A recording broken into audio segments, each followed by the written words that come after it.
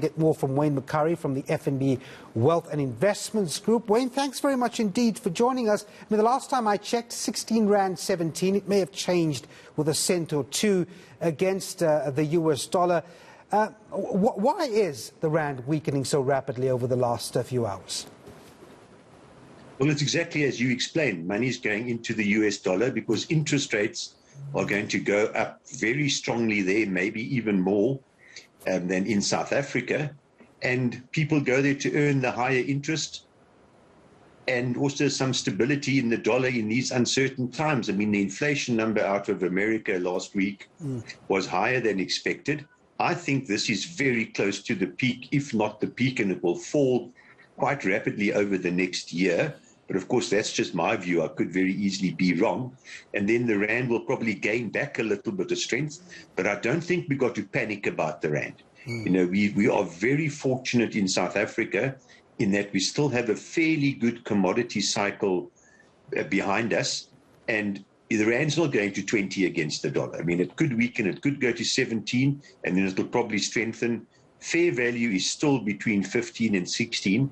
And I expect the Rand to trade between 15 and 16, let's say, for the next 6 months or the year, with every now and again going outside the barrier, you know, on the weak side when something goes wrong worldwide, like we saw with the US inflation.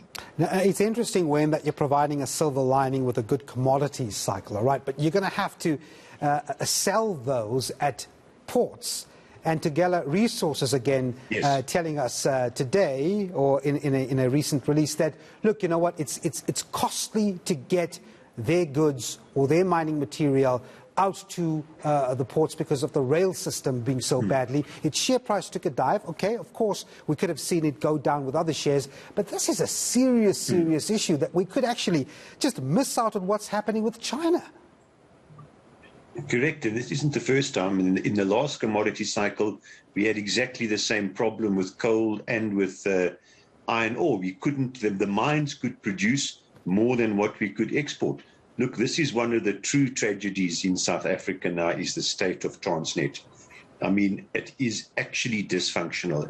I went on a train journey a couple of months ago, and until you experience it firsthand, you do not realize how it is basically non-functional. It's only got two lines that more or less work, and that's the coal line and the iron ore line. But Tugela is saying the coal line's not working.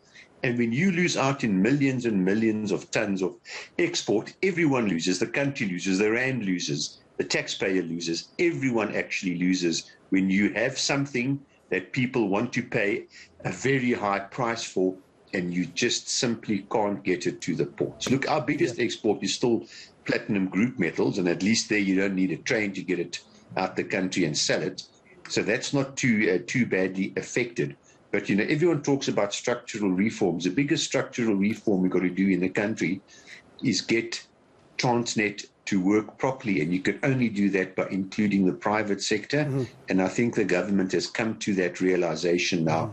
But of course, it's going to take a very, very long time for Transnet, no matter who's running it, to actually become efficient again. It is in such a state of disrepair. Yeah, Wayne, just before I let you go, a couple of seconds. I mean, we've got Sibanye Stillwater, the gold strike is over, the lockout is lifted. This very quickly was a costly one, not just for the company, but everyone.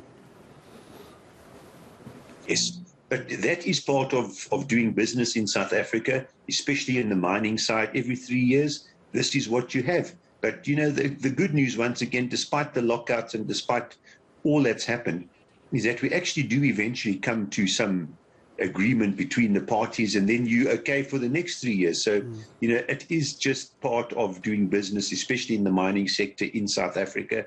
Every 3 years this happens. Yeah, well, we'll leave it there. Wayne McCurry from FNB Wealth and Investments, thanks very much indeed for talking to us. Well,